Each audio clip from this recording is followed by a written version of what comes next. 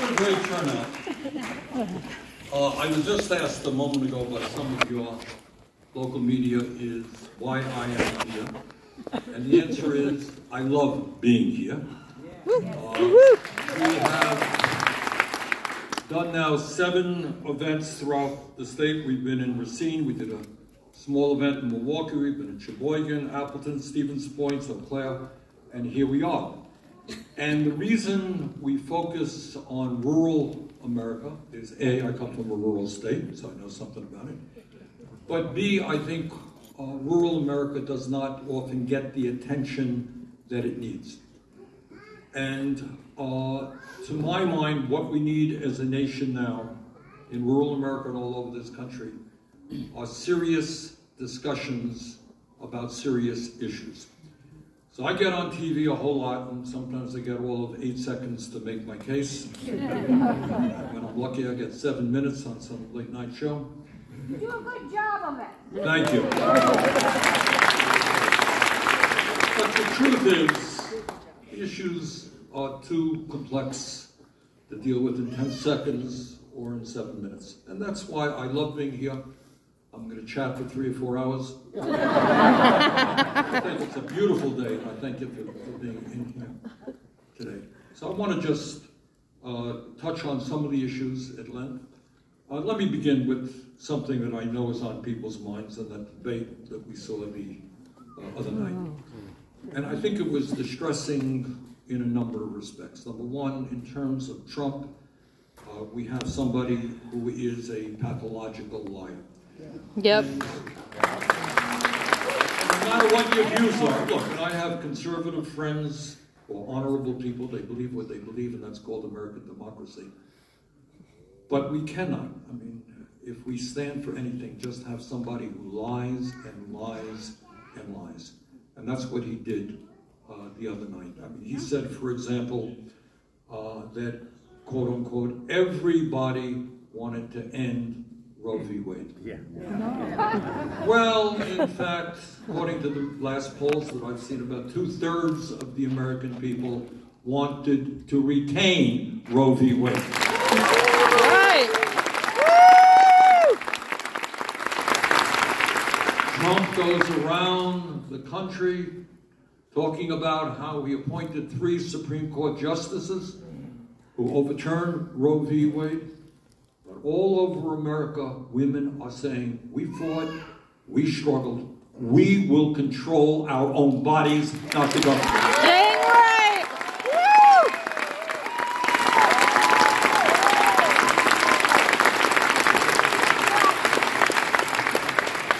Social Security is an enormously important issue for the American people. I'm going to talk about it in a minute, but Trump was up there saying, illegal immigrants are destroying Social Security. They're getting all these benefits. Total lie. Illegal immigrants don't get Social Security benefits. In fact, ironically, they are contributing large sums of money into the Social Security Trust Fund and not getting anything out of it. Estimate is about $10 billion. Total lie. And in terms of Social Security, where we do have a problem with the trust fund, there is a very simple solution. It's a solution that President Biden supports, that I support. And that right now, you have in America, if you can believe it, you have 25% of older people who are trying to get by on $15,000 a year or less. Can you believe that? Yep. Think about being an older person, $15,000. Half of older people trying to get by on $30,000. The solution to the Social Security problem is not difficult to understand. If somebody makes $16 million a year and somebody makes $165,000 a year, guess what? They both pay the same amount into the Social Security Trust Fund. If we scrap that cap and you tax all of the income of the wealthy, yes.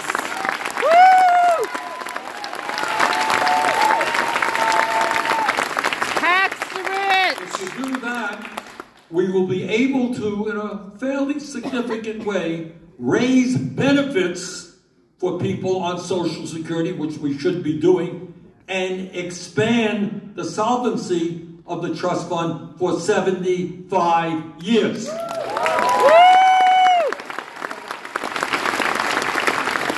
That is what Biden wants to do, and certainly not what Trump wants to do. And then there was another aspect of the debate that I found disturbing. The moderators asked both of the candidates about climate change.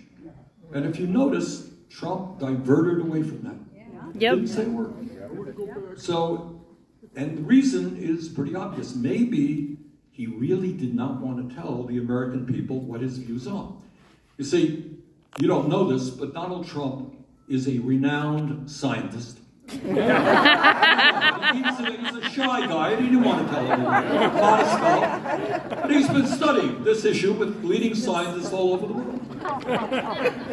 And he has, after years and years of study, reached the unique conclusion that climate change is a hoax created in China.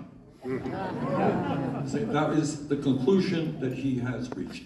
But he didn't want to share it. I guess he's a little bit shy, and he didn't want to share that profound thought with the American people. But the truth is, when you talk about this campaign, and there are so many issues out there, workers' rights, women's rights, climate change. On this issue of climate change, please understand, Trump will be a tool for the fossil fuel industry. I think he went before them and said, give me $1 billion for the campaign, I'll do anything you want us to do. He will dismantle the efforts that we have made. Under Biden, we have put more money into transforming our energy system than at any time in the history of the United States of America.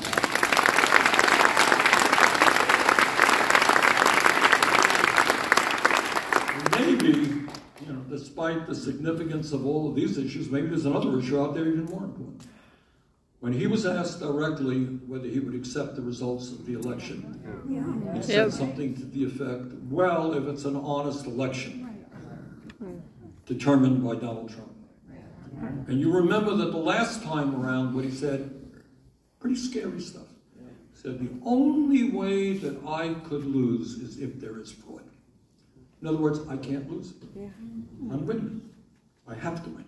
The only way I could lose is if there is fraud. That means that you have a candidate who really does not believe in playing by the rules, who's prepared to undermine American democracy. We cannot allow that to happen.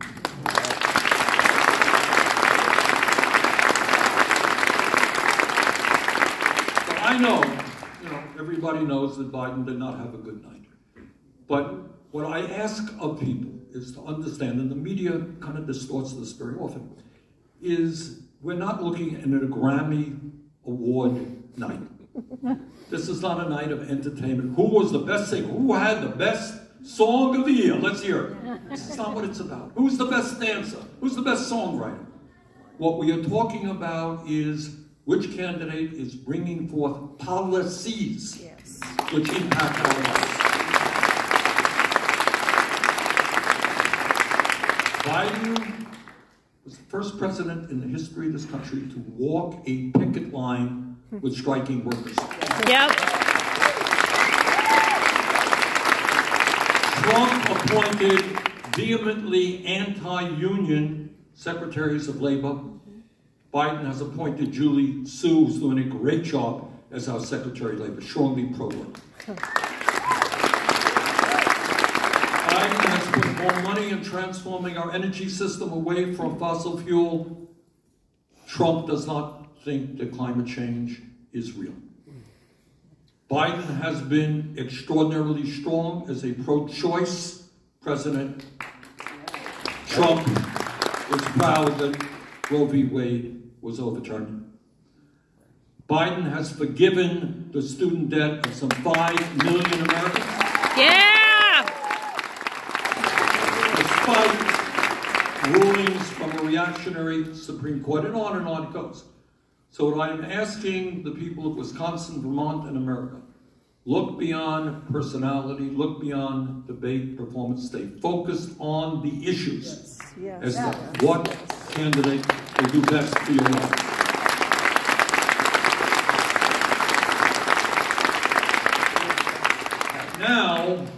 let me get to why I'm really here. That is, I think we need to have, some serious discussion about issues that are not always or often talked about in Congress or in the corporate media. And what do I mean by that? What I mean by that is we are living in a moment in history where the people on top, billionaire class, is doing better than any time in the history of our country. Right?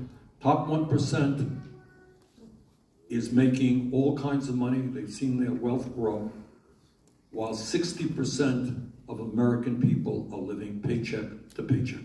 Right? That is the fundamental reality of the moment, and it is an issue that we've got to put on the table. What is going on?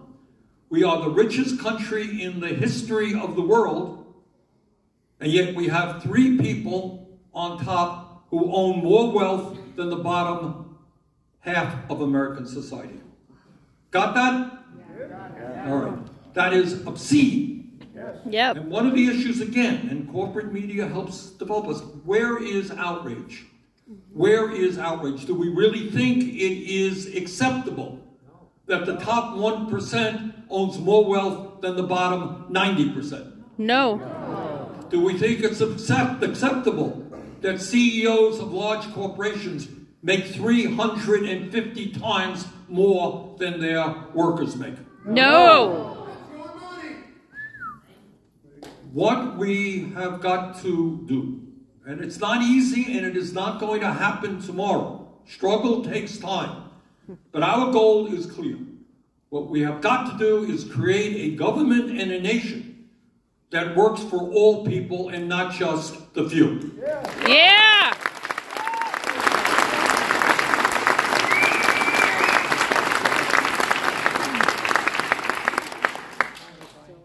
The American people are angry, and they should be angry.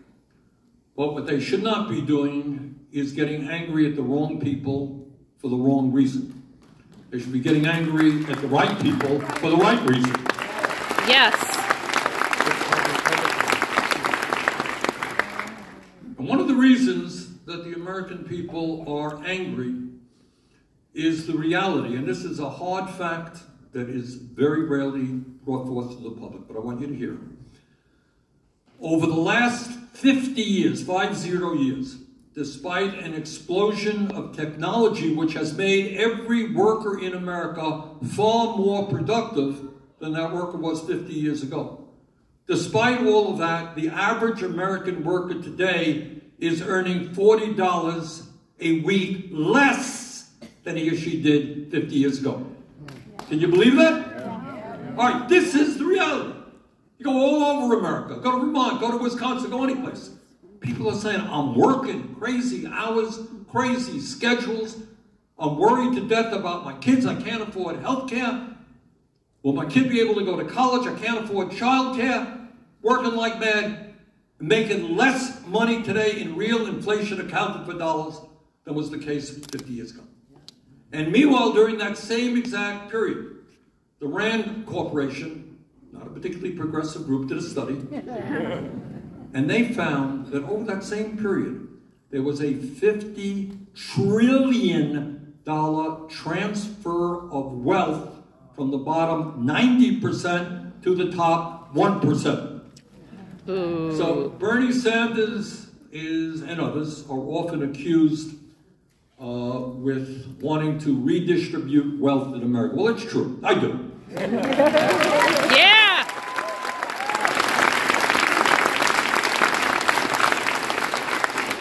But unlike the people on top, I don't want to see that redistribution going from the bottom to the top. I want it to go from the top to the bottom. Yep.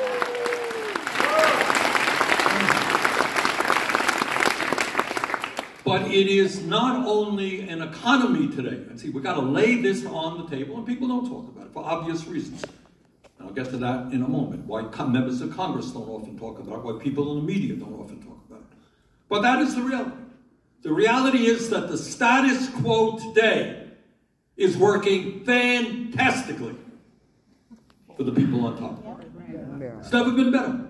If you are a billionaire man, you got your jet plane flying all over the place, you got 15 homes, you got your own bloody islands, and maybe if you're Bezos or Musk, you're off to the moon or Mars or wherever they're off to in your own private spaceship. Really. All right? You're making all kinds of money, and you turn your back on elderly people. You turn your back on the fact that we have the highest rate of childhood poverty of any major country on earth. You turn your back on all of the suffering and the stress that working people are experiencing. Now that is an issue. The issue is not complicated. Are we satisfied with a nation in which so few have so much and so many have so little? No. You're right, and let's transform that system. But understand this, and I have a little experience in this. People on top, despite how they may appear when they get on TV, they are not nice guys. They really are not. They're very brutal. They have been waging class warfare against the working class for decades, and it's our job to turn that war around and take it to them and to tell them that they cannot have it all. That's what it's about. You have.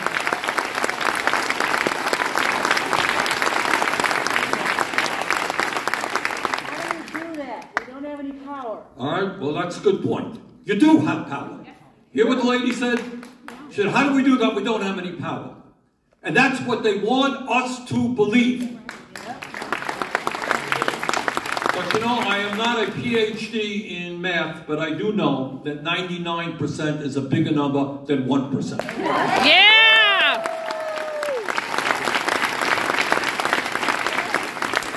And I'll tell you one of the things to answer your question. Want to talk about power? One of the very positive things, and I'm not here to tell you that things are rosy.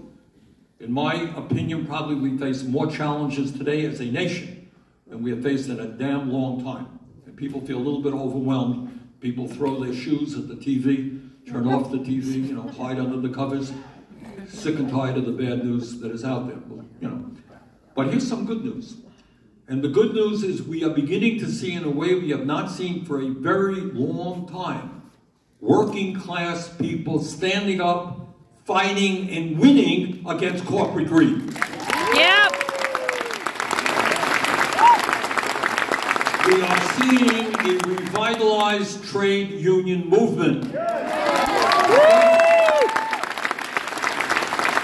We're seeing Sean Fain of UAW and the whole UAW. Look at the big three automakers. They say to the head of General Motors, you know what? Our guys are starting their jobs at 16, 17 bucks an hour. You're making $29 million. Our people are falling behind. Your compensation is exploding. You know what? That ain't right. We're going to take you on. And they won.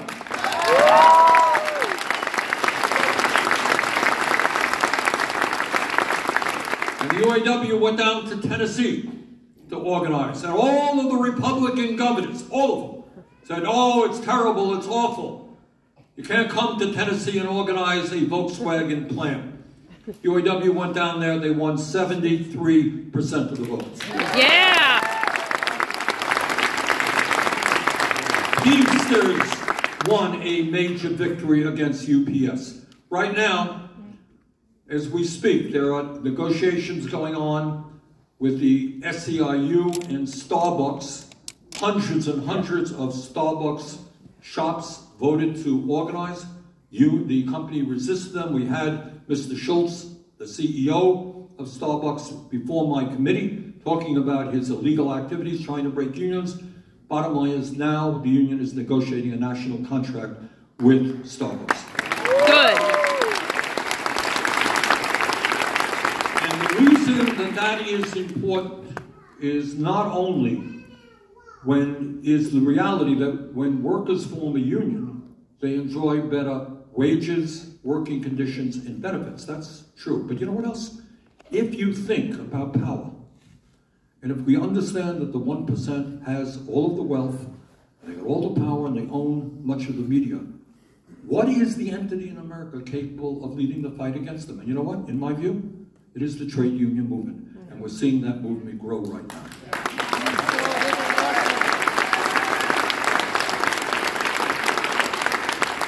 One of the things that always upsets me, I don't believe that media is fake news. My experience is reporters pretty much, work hard and they try to report what you say. But the problem is what we choose to emphasize, what we see are the most important issues. And I think in Congress, we do not. I have to be honest with you, we do not discuss, we're not debating the most important issues facing working people, and the media is not covering the issues. So what are some of the issues? Let's talk for a moment about healthcare, and I speak to you as the chairman of the Senate Health, Education, Labor, and Pension Committee. And by the way, one of the outstanding members of that committee, who always is fighting for working people, is Tammy Baldwin.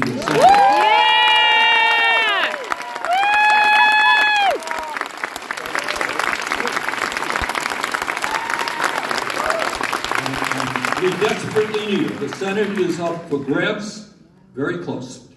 And if Tammy would lose here, it would be a disaster. So please do everything you can to see that she's reelected. All right, let's talk a bit about healthcare and what we don't discuss in the media or in the Congress.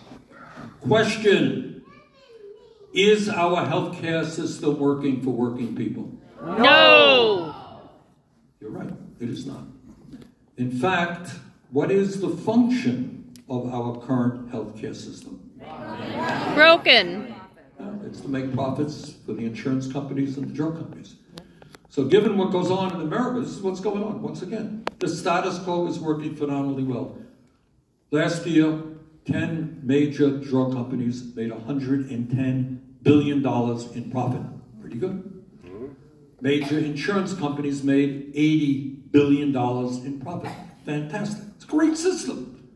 Only problem is we are spending twice as much per capita on healthcare as the people of any other country, and yet we got 85 million people uninsured or underinsured. You know what I mean by underinsured? What do I mean by underinsured? High deductibles. Tell me about deductibles. See, anyone have any deductibles? What you got? $250 for one bottle of medication. Okay, $250 for one bottle of medication. Okay, deductibles. $4,000. How much? $1,500. $35,000. $6,000. $4,000. Do I hear a higher number? $7,000. Now, Vermont, we do auctions. What do you got? Now, we're laughing about it, but this is the problem. When they talk about people having coverage in Vermont, almost everybody is covered. That only tells you half the story. The other half of the story is you can't afford to go to the doctor because you have $7,000 deductible, $15,000, whatever it may be. All right, next question for all of you. Think hard. You ready for it? We're into college. This is a tough exam. Your final exams. Here we go. How many major countries on earth do not guarantee health care to all people? One. You're right. Well, one major country. It's called the United States of America. So let's look at where we are at. The system is working phenomenally well with the insurance companies and the drug companies. It is failing the American people. And what is not talked about in Congress or in the media is the estimate is that some 60,000 Americans die each year because they don't get to a doctor when they should because of the cost. 60,000 people. In terms of prescription drugs, and I'll talk about the progress we're making some progress, finally. For decades, forever, uniquely in the world, the drug companies could charge you any price they wanted. If tomorrow they wanted to double their prices, not a problem. It was simply as much as the market could bear. So, in the last couple of years, working with the Biden administration, we made some progress. What we have said is that insulin will not cost seniors on Medicare more than $35 a month.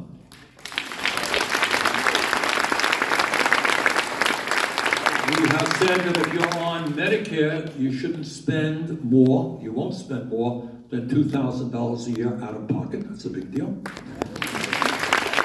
And finally, we are doing what every other major country on earth has done. Now, the reason our prices are so much higher is all the other countries, say UK, Canada, wherever it may be, they say, fine, you got your drug companies, we're delighted to have your new drugs, they're great drugs, let's sit down and negotiate a price.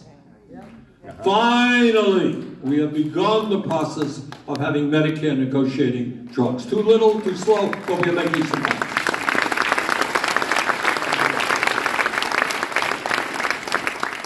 Tell you a little bit what my committee has helped do. We've helped put pressure on some of the major drug companies to lower the cost of insulin. I was, a couple of years ago, I went from Detroit to Windsor, Ontario to buy insulin products. So it was a busload of people with diabetes. Who knows what the differential in price in Canada versus the United States for the same exact product, not a generic, same exact product. What's your guess? 95%. Yeah. It was 10 times, 1/10 of the price in Canada compared to the United States. Same exact product. And that's not uncommon. That's not uncommon. But we have made some progress in lowering the price of asthma and COPD inhalers. Anybody here have asthma? You're paying a lot for your inhalers, you're going to pay less. All right? We get it down, at least for the major manufacturers, most of them, not all, down to $35 a month. That'll be a lot less than what we maybe.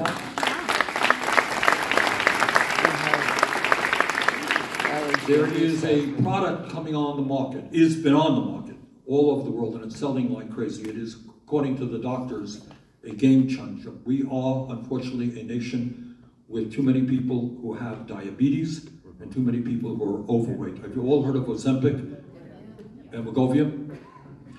And these are products manufactured by a company named Novo Nordisk.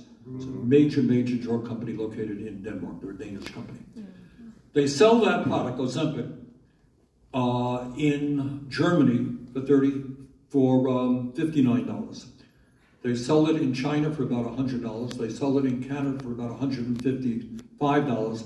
In the United States, they charge us $969.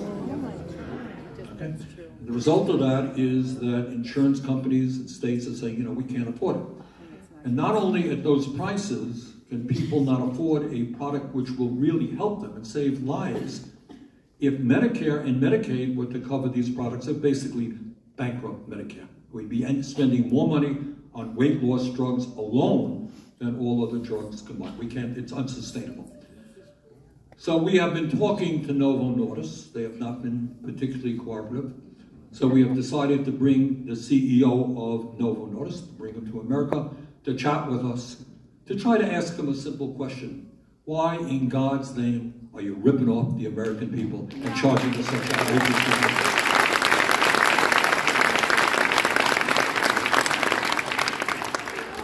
In terms of healthcare, the function of the current healthcare system is to make the drug companies and the insurance companies wealthy, and yet the costs are soaring and many people can't afford it.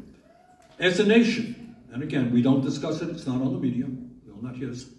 Just ask yourself a simple question. How does it happen in countries like Canada that spend half of what we do per capita? How do they manage to cover all of their people at half the cost per capita?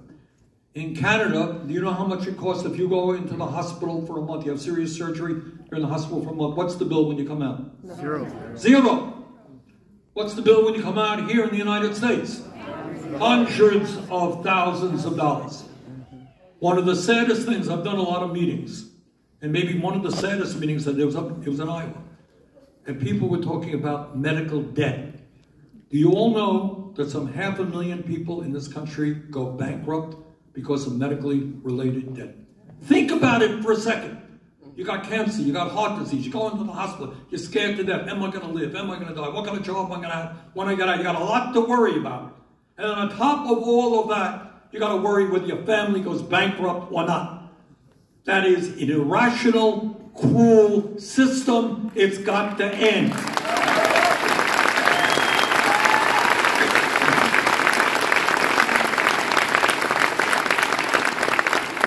And the issue there is a very simple issue.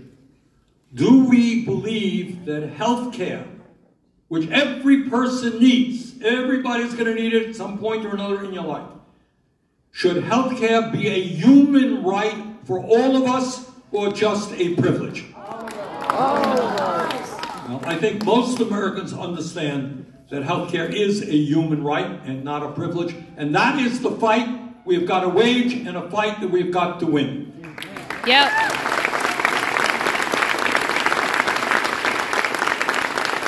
I want to say another thing about the cruelty of the current healthcare system and generally the cruelty of the structure of American society in general.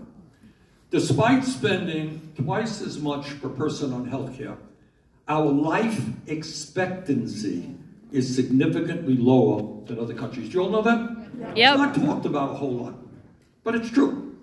And at the end of the day, and again, these are the kinds of discussions that we have. What do we want from society? In my view, broadly speaking, what do we want? We want to be able to live long lives. We want to be able to live healthy lives. We want to be able to live productive lives. Is that a fair summary of what we kind of want one another? Yep. And yet, not only are we living on average significantly shorter lives, on average, here is something else that is almost never discussed. If you are wealthy in America, you will live about as long as people in the European countries.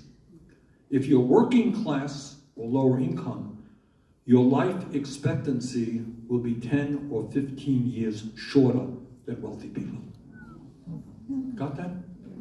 Think about what that means. What that means is that poverty and the stress of being working class today is a death sentence. Now, we don't talk about it, but we got to put that on the table.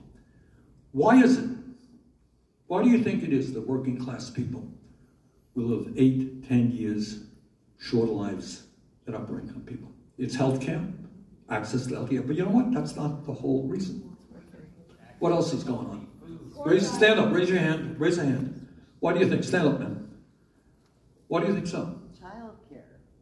The young kids can't afford it, but they both have to work. Who's going to take care of the kids? All right, you're touching on I'd it. also like to address the way Mr. Trump ignored that question. Yes, he did. You're right. Child care? Okay. All right, but why are working class people living shorter lives than upper income people? Ma'am, stand up, please. Be loud. Environment, the dirty air, dirty water. Very important point. Okay, if you live in a climate where there's a lot of pollution, it's going to impact you. There's an even more important issue out there. All right, woman in the blue shirt. Yeah. Addiction.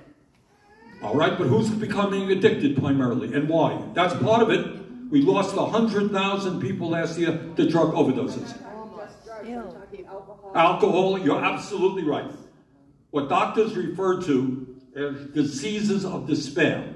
And that is not just drugs, it's alcohol, it is smoking, it is etc. Those type of things which are killing people. Very good point. But I want you to think for a moment, what does that mean, diseases of despair? Woman right in front, yes. I think it's the disintegration of our family.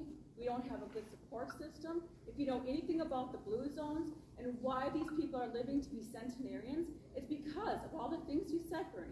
They have good diets. They have exercise. They have a support system within their community. They don't take their old people and put them into these homes. They care for each other. They have extended families. They live together if they have to. I work at a credit union, and we have a lot of Hispanic people that are coming up here. And they're coming up here and they're buying houses. Why? Because they are collaborating with their families. It's their brothers, it's their sisters, it's their mothers, it's their fathers. They're working together. We need to work together. Good. Where is our families? Good. All right. You're up. Your name is? Lynn. All right, Lynn makes a very important point, part of it. I think when this gets into deep stuff, but this is the kind of stuff we need to be discussing, and you don't get it in a 30-second ad. Is if we, the Trump world is, hey, everybody is in it yourself. Trump himself, and I use it only as an example. In his private life, before he was in politics, he and his business enterprises were sued 4,000 times. Okay? 4,000. What does that mean? It means that he lies all the time, that there is no sense of signs a contract, breaks the contract. The question, the point that Lynn makes is, do we go forward effectively if it's all about me and it's all about you and the only function in life is to make as much money as I can for myself and maybe my family. And to hell with everybody else. That's one way of looking at the world. The other way of looking at the world is exactly what Lynn said, is the understanding that we are all in it together.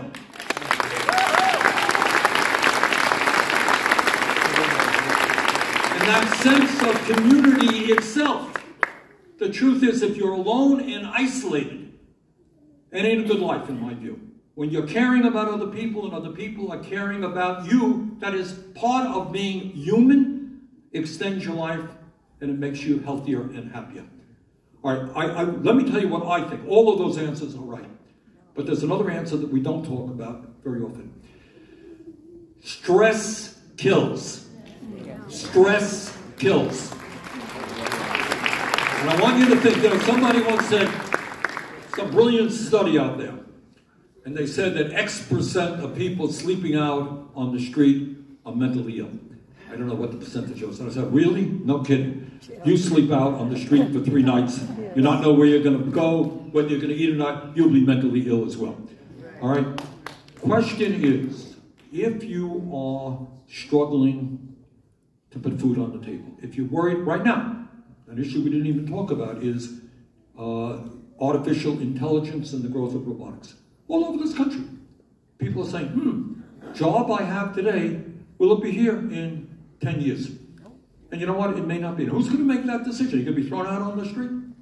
Or is technology going to work to improve our lives? We have to make that decision as a nation. But there is enormous stress and anxiety. You're a working person, and your rent goes up. And all over the country, I don't know about here in La Crosse, but all over the country, the cost of housing is skyrocketing. It went up. So you're a mom with a kid. Landlord comes in and says, hey, we're raising your rent, $200 a month. I can't afford it. I gotta move. Kid gotta go to a new school. How do I get to work? My car breaks down. How do I get to work? Can't afford to send my kid to the dentist. His teeth is hurting. You got all of that stress just trying to survive. And what every doctor in the world will tell you is that stress impacts your body and it impacts your mind. We've got a mental health crisis in America today. If we did nothing else as a nation, not going even as far as Lynn is talking about, and we said, you know what, you get sick, you have mental issues, you go to any doctor you want, you don't have to worry about the cost. Do you know what that would do to the health of America? I mean, in terms of stress, not having to worry about whether I get the health care that my family needs. If we guaranteed decent housing in America, so you don't have to worry about sleeping out on the street.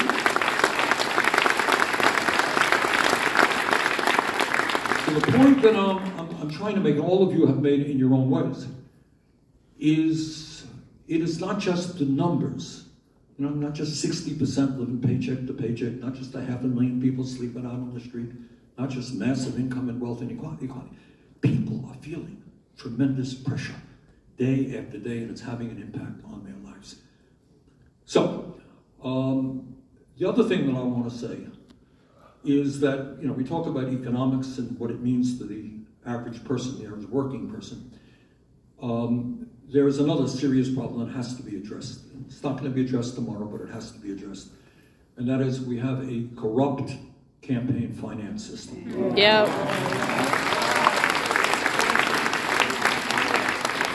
I actually love, I don't know why it is, I always have, I love democracy. I love coming before meetings like that. You disagree with me, you ain't going to hurt my feelings. It's democracy. And I love hearing what people have to say and people arguing with each other. Been in elections, I lost some, I win some. That's called democracy, and I really do love it. To me, and in Vermont, we have what we call town meetings. We've had them for a couple of 100 years. And small towns come together, a couple of 100 people, 1,000 people, 2,000 people. They argue about how much they're going to spend on education, how much they're going to spend on the road budget, and all that stuff. They argue and they have votes, and so one side wins, one side loses. That's called democracy. Democracy is one person, one vote. Democracy is not billionaires buying elections.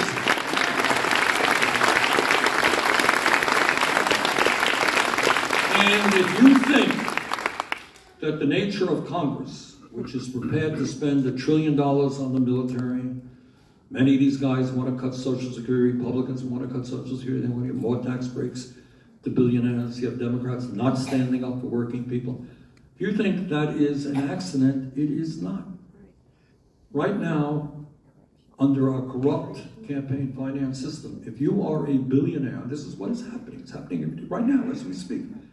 These guys are pouring hundreds of millions of dollars into the political process through super PACs.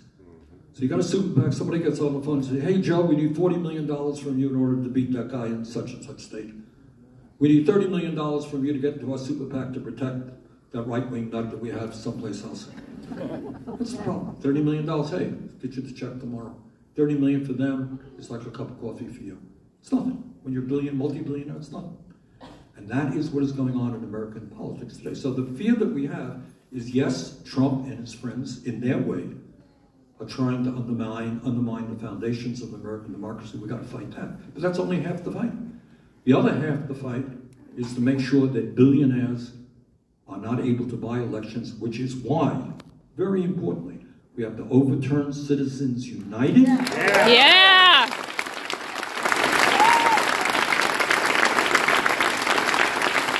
And we got to move toward public funding of elections. What does that mean?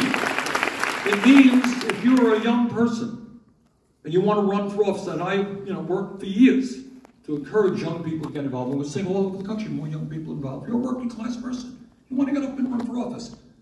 I don't want you to have to beg millionaires for campaign contributions. You'll be spending your time on the campaign trail talking to people about your ideas.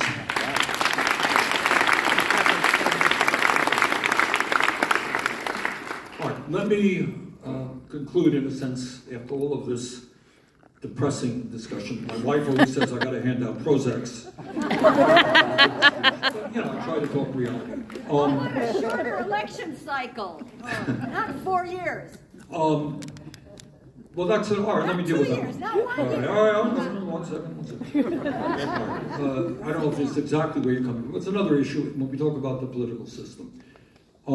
There is, you all know, that Wisconsin is a battleground state, right? Every election, somebody wins by 3 votes here in Wisconsin. But one of the problems that we have, we should think about, is it okay that we have, I don't know what it is, 8 or 9 battleground states where candidates are focused because they're up in the air, and 42 states are basically ignored. No one's going to pay any attention to California. Biden is going to win California by 20 points. And Vermont, he'll win Vermont by 25 points. Massachusetts, etc. South Carolina, Trump is going to win. The South, Trump is going to win. And no one's going to pay any attention there. So I think that's problematic for a lot of reasons. The voters in California have a right to be part of the process. Voters in South Carolina have a right to be part of the process. And I think we have got to do some hard thinking about the nature of the electoral process. Yep. And the electoral college. In all probability, one doesn't know, can't guarantee it, Biden will probably end up with a larger popular vote than will Trump. What happens in the electoral college may be something different. So to my mind, again, what democracy is about is majority should win, not how you win by 2 votes in Wisconsin.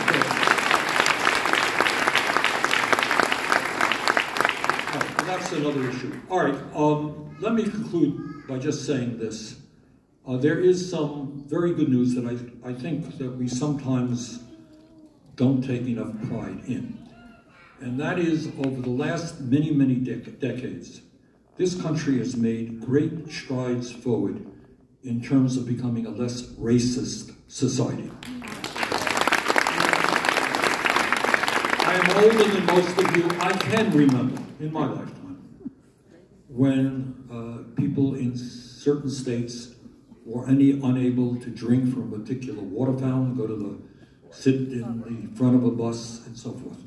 All right, have we combated racism entirely? Of course not. We have made real progress. I'll give you another area, which we now take for granted. We should not. For decades, women struggled to become first-class citizens. Yep. I can remember, this is not 100 years ago, not 80 years ago, I don't know, 20, 25 years ago, in the United States Senate, 100 members of the Senate, 98 of them were men. The idea of a woman governor, unimaginable. The idea of somebody being, women driving buses, being in the military, being police officers, unimaginable. Being in construction, unimaginable. That isn't what women did. The idea of women being in medical school, law school, etc., etc. We have gone a long way in breaking down those barriers. We take it for granted, but that didn't happen by accident. It took struggle on the part of women and their friends to bring about the reality that women are first-class citizens. Amen. When I was a kid, and I went to a large public school, I did not know anybody who was openly gay. No, were there people who were gay? Of course there were. But they were all in the closet. It was just too dangerous to announce your sexual orientation. We have come an enormously long way, where people today, regardless of who they are, now have the right to love and marry people that they want. Yeah.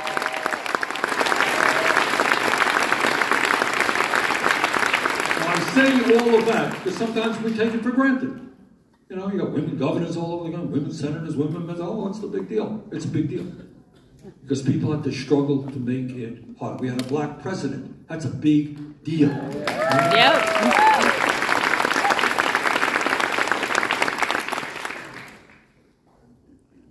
Change, real change, is not easy.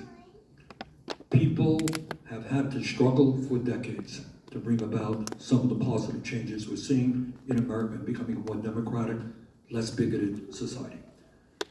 We have made great progress in a number of areas. The one area where we have not made progress, in fact, where we have retreated, gotten in worse shape, is the economic struggle. That's where and that's maybe the toughest. Because you have CEOs of large corporations who may have gay daughters, their wife may have had an abortion, they can live with that. But whether or not the ruling class of this country is willing to accept the reality that all of us are entitled to a decent standard of living, and I come from a working class home, that is going to be a tough fight. Not going to be won overnight, but we've got to keep our eyes on the price. And what I want to say to you, we are and I say this to you as somebody who's been all over the country and met with thousands and thousands of people. The people of our country are decent people. They are caring people. All right? We have got to wage a struggle to finally create the kind of government we know that we can become. Healthcare for all is not a radical idea. Raising the minimum wage to a living wage is not a radical idea. Having a trade policy which says to corporations you invest in America, not in China or Mexico, is not a radical idea. Lowering the cost of prescription drugs so they don't pay any more than other countries, not a radical idea. Saying that in a competitive global economy, all of our kids have a right to a higher education, whether it's college, whether it's a trade school, if you want to work with your hands, and make sure that that's tuition-free so all kids, regardless of income, can achieve that, not a radical idea. Building quality, affordable, and low-income housing, not a radical idea. Demanding the wealthiest people in this country starting to pay their fair share of taxes, not a radical idea. Not spending more than the next 10 nations combined on the military, not a radical idea. Amen.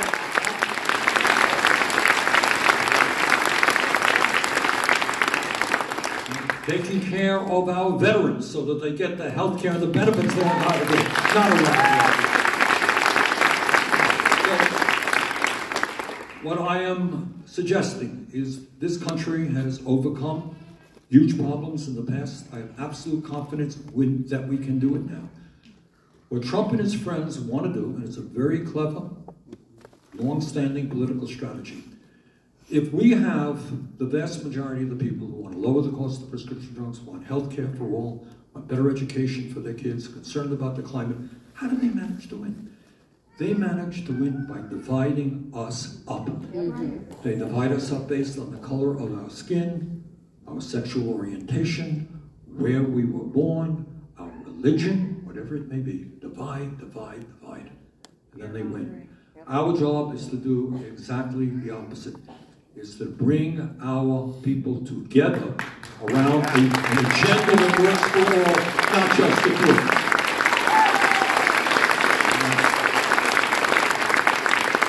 All right, I talked too long, and we got a plane, so I want to take a plane we got to race to, so I want to take some questions. Jump up. If you got a question, raise your hand. I see a woman right here, ma'am. Stand up. Get her a mic, Socrates.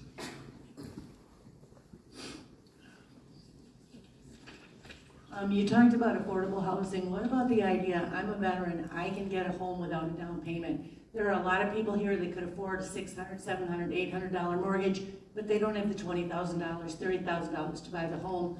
Is there any possibility that we might be able to get a nationwide program that would eliminate or at least greatly reduce the amount of down payments so these people could make the housing? That's a great idea. I mean, there are a number of ideas out there, and that's one of them. But it's an issue, I got to tell you, whether it's Burlington, Vermont, or California, every place I go, it's an issue here as well? Yeah. It is just an issue in almost every part of America. Yeah, I see a hand over there, Socrates. Oh, who else? You got Eric? Hello, Mr. Sanders. I think the thing that's disappointed me and others in the last 6 months is SCOTUS. And I would like to see how we can change that. What's your ideas on changing that? Thank you. Thank you very much.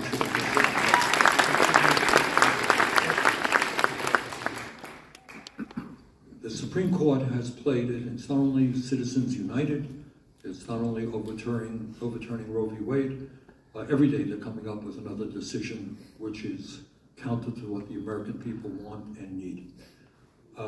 It ain't an easy answer, but it is something that many of us are thinking about. I would just, and I'm not the expert on it, I'm not on the Judiciary Committee or anything, but the Constitution provides lifelong tenure for federal judges, but does not provide necessarily lifelong tenure alone, that you have to be on the Supreme Court. There are other courts that you can be on. So one of the things that people are thinking about are rotating judges. I mean, that's what's one idea. You know, other people are thinking other ideas. But you're right. I mean, you can pass, if we pass the best law, best legislation in the world, and the Supreme Court overturns it, where are we? Yeah. And they are acting in an increasingly anti-working class, anti-woman approach. So thank you for asking that question. Very important. Okay, I see a hand over there. Yeah, stand up, please.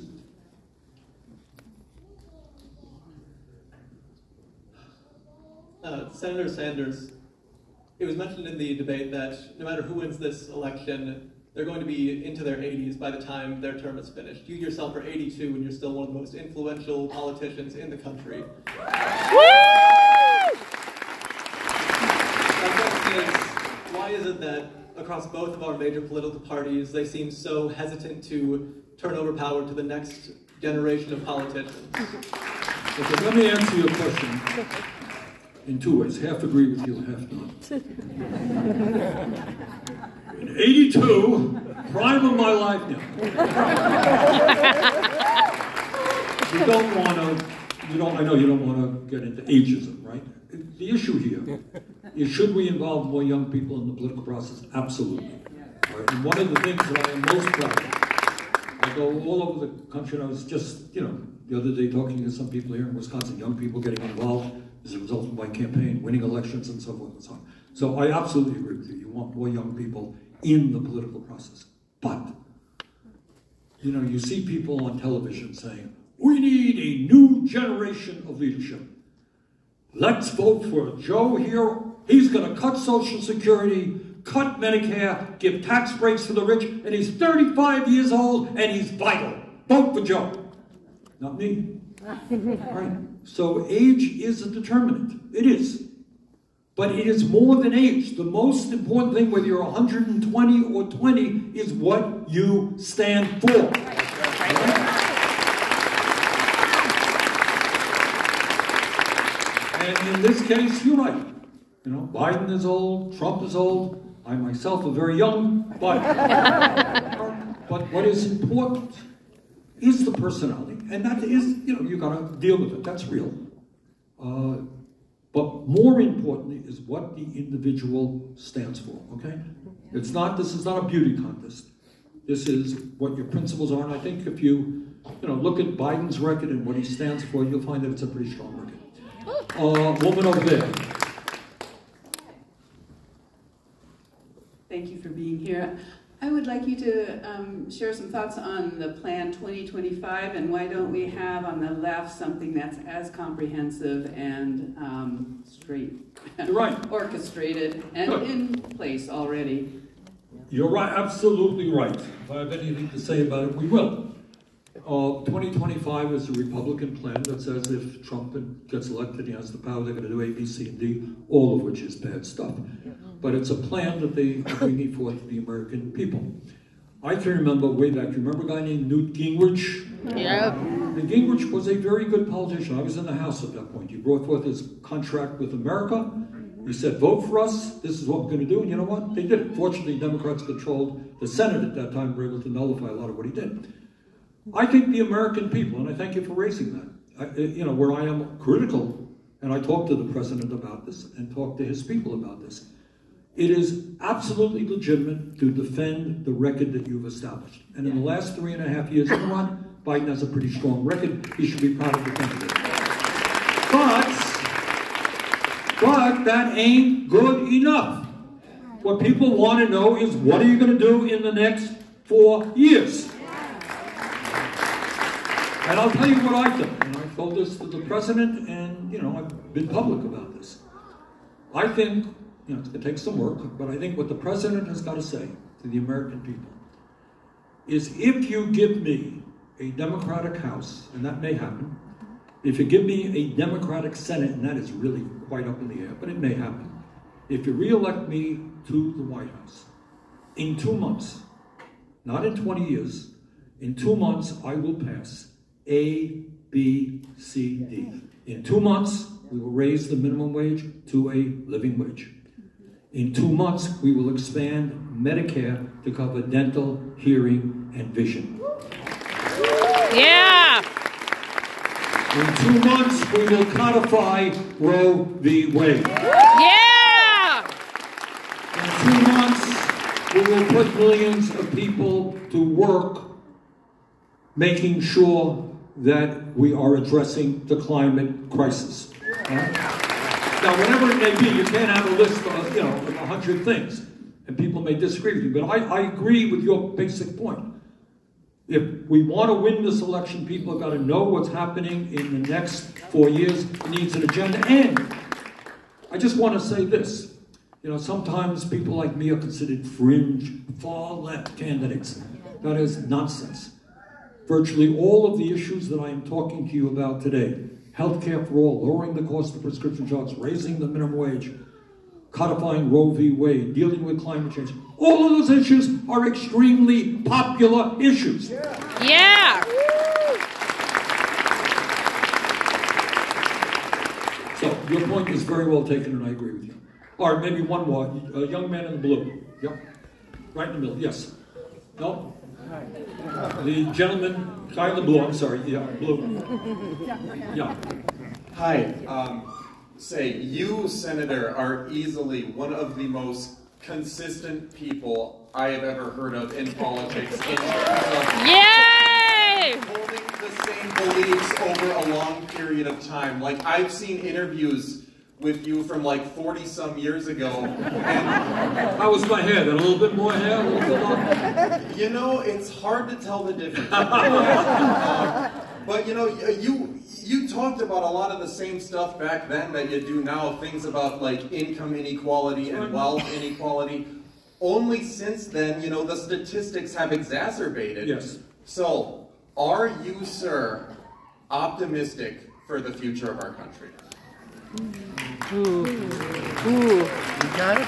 You got it. Well, let me say this. You're absolutely right. I am boringly consistent. And people say, Bernie, we're sick and tired of you saying the rich get richer, the poor get poorer. I say, I will stop saying it when it doesn't happen. And the problem is, as you point out, the reality may be even worse today than it was then. And the answer, am I optimistic or not? And the answer is more or less in this sense. As somebody, gets all over my state or gets, many parts of the country, I sense the decency in many people who want us to do the right thing. I have had the joy, and it's something that I will carry with me to my last day on earth, of speaking before 15, 20,000 people in a farmland in California, and I see black kids and white kids and Latino kids, old people, young people, wanting to bring about fundamental changes in America and create a country that works for all. And that's an image that I will never forget. There's a lot of beautiful people out there who believe in justice, economic justice, social justice, racial justice. That gives me optimism. On the other hand, I deal every day as chairman of a major committee with the incredible greed of the people on top. They are mean. They want it all. They are powerful. And they have their spokesmen all over Congress talking about how we can give more tax breaks to the rich, we can't lower risk, et cetera, et cetera. But to answer your question, maybe that's a way to end this whole discussion. I believe that we have the potential in this country to do unprecedented things. Artificial intelligence can result not just in throwing working people out on the street, that's what they want. You know what it can result in? Lowering the work week to 32 hours a week. Yeah. A good friend of mine's daughter had a medical crisis. She got treatment the likes of which we cannot believe. She's back on her feet after a couple of weeks. Would not have happened 30 or 40 years ago. Great medical care, potential out there. We got to create a system that all people can take advantage of good quality health care. Can we do that? We can do it. But I conclude on this note. The future of America is in your hands as much as it is in my hands. And that is, we cannot accept the luxury of living in despair. It is easy to say, oh God, it's just terrible out there. And it is difficult out there. But for the sake of future generations, we've got to organize, we've got to educate, we've got to win in November. But winning in November is not the end, it is the beginning. Yeah. It is the beginning.